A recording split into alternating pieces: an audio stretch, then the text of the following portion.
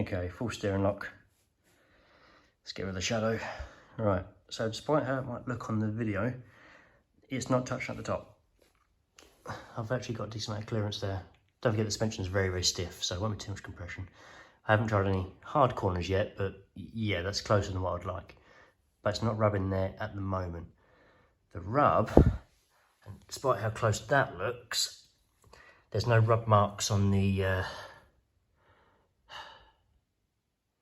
wheel lining. That's completely escaped me now. The fender lining, there's no rub marks there, so it's not touched on the back either. So at the moment that's also good. The camera angle doesn't look good. With my eyes as I'm looking, that's a much wider gap than what the camera suggests. But again, closer than what I'd like. The problem is at the front. So it was a full steering lock, but now I can get in. What you'll be able to see is the rub mark. I'll get the focus. That light's making it too bright, I think, isn't it? Let's try it again. Focus, focus, focus. It's right there. Let me try and get it focusing. That's what the camera's trying to focus on the camera, that's why. There we go. So it's rubbing there and it's rubbing up there. So let me do that. Might work. Yes, there we go. I think it right. It's rubbing there over on that part and that bit. So you can see those two. So when this wheel was turning right, it's rubbing there on the inside. It's the fender's sticking out a little bit on that bit, which again, that little inch might be the inch that I need. But that though, that doesn't seem to have dropped. So yeah, just in those two bits. There's a little mark there that looks like it's been done by a hand or a tool. Maybe just put it back together. It's not, hasn't got scuff marks from a tyre. So yeah, and now we take it to the other side. Around we go. So let's see how it looks when the wheel's turning the other way.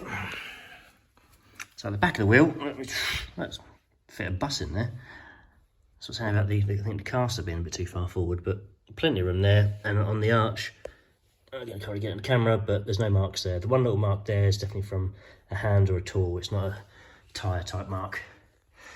And so as it's turning in, this bit,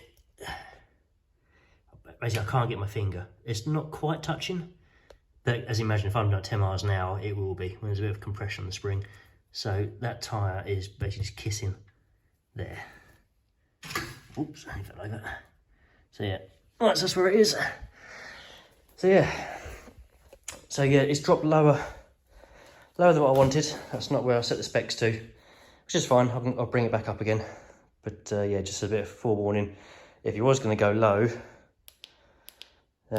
this is somewhere around his limits. So as far as it's going to go. Because even on track, I was doing 30 to 40 miles an hour on a very gentle corner, and I can hear that rubbing from inside. So it's definitely not good. So yeah, those ride height levels.